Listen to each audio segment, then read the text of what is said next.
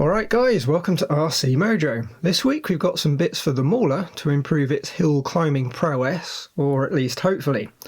On the first test run at the local dirt hills, the tyres filled up and they turned to very slick slicks almost immediately. They did better on some dry rocks, but that's not really the target terrain for this truck. You'll probably recognise the tread pattern, as it's mostly a scale copy of a full-size tyre. The knobbles on the sidewalls are a bit more aggressive, which should help a little bit. They're also quite likely closely borrowed from another RC tyre. The theory is they shouldn't choke up with mud quite so quickly, and if they do, there's a fair chance the tread will poke out just enough that we'll get some traction. The rubber feels a little bit on the firm side, so they probably wouldn't be great on rocks, and the foam insert is a bit stiff, but that could always get changed. If you end up wanting a pair, I can't really help with a part number, but if you search eBay for 2.2 tyres, sort by lowest first, they should pop up fairly early in the results. They were only around 15 quid for 4. For the wheels, we could remove the stock tyres from their rims, but they're glued on, and while it's not impossible, it is a bit of a faff to remove them. And besides, the stock tyres do look pretty cool, so they'll get used again for something in the future, I'm sure. So, not wanting to blow the budget, I got a set of 2.2 plastic beadlocks from Endura. I keep seeing them and wondering if they're any good, so I thought I'd give them a go. Just like the tyres, you can find them for under 15 quid on eBay. As long as the hexes hold up, I think the only downside is that they weigh next to nothing. Usually with crawlers you want a bit of extra unsprung weight down low to shift the centre of gravity and keep the axles planted. We might end up having to try an aluminium or a steel set at some point just to see how they help with the climbing.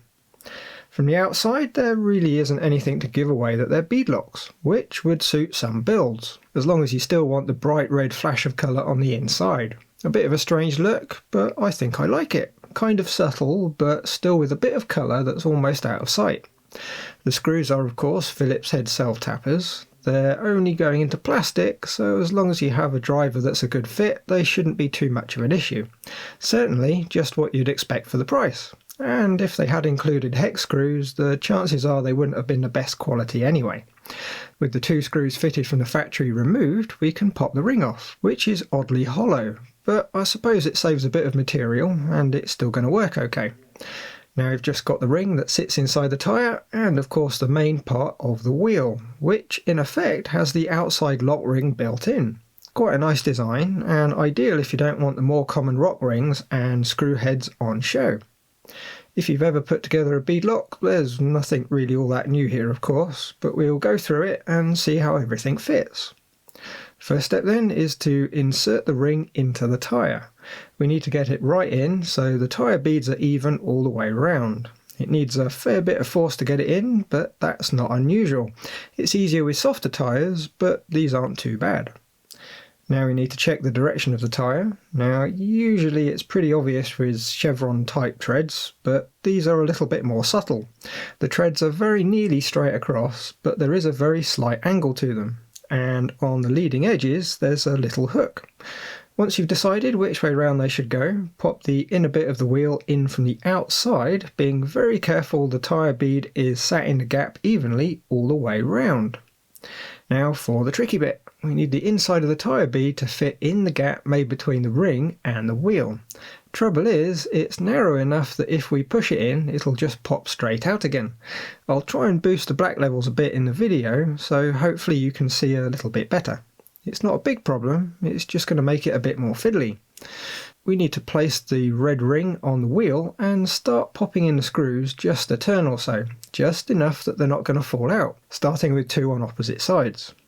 Then we run around the bead and make sure it's going into the slot. Once we start tightening the screws, access is going to become very difficult. Now for the best bit of any beadlock, we need to go side to side, tightening each screw a turn in a cross pattern so the ring goes down evenly all the way round.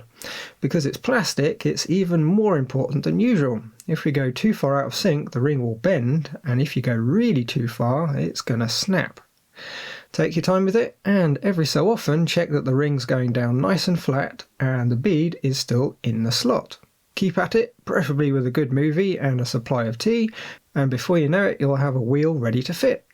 Now it's just a case of doing the other 3, which is always a pleasure. Don't rush it, make sure everything's seated before you really tighten the screws up, and you should end up with a nice set of wheels. Fitting is as straightforward as ever. We've just got the M4 nut on the truck to take off, followed by the wheel. We offer up the new wheel and refit the nut. Job done. The new tyres are a little bit smaller diameter than the old ones. For what we're doing it shouldn't really matter much, but we are going to lose 5mm or so ground clearance under the axles. With all 4 on, we get this. Now they do look a little bit skinny, but a bit more aggressive too. My only concern now is the profile has quite a good curve to it. You'll have to see how they work in practice. Hopefully they're soft enough to flatten out at the bottom so we can get some grip. And speaking of how they work in practice, I think it's time we head out and see how they go. So here we are in the same woods that we tested the truck in the first video. There's been a bit of rain since last time, so it's a bit wetter than it was. If you try walking up the slopes, you end up sliding down before you get a quarter of the way up. Even wearing wellies with a chunky tread, it's pretty unfriendly.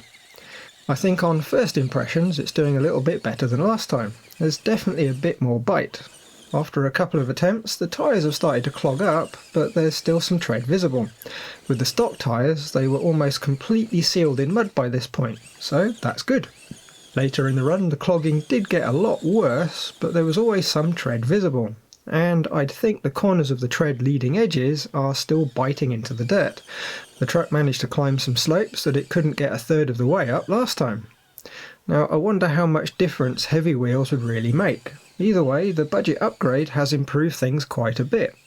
After the run, the truck looked like this, and you can see the clogging was quite bad. Even the tread on the sidewalls got filled up on some of the tyres. But even so, they did work a treat. A good little upgrade, and I think another good step towards a hill climber. I'll do the same thing that I did last time and pop an extended cut of the test run up as a separate video at the full 50 frames a second if you want to get a better look at how it performed. Just keep in mind all the slopes are way steeper than they look, and dry you'd still struggle to walk up or even crawl. When they're wet they are ridiculously slippery. So there we go then, that's it for this week. Like if you liked, subscribe if you haven't, leave a comment if there's something on your mind, and I'll see you next time. Bye guys!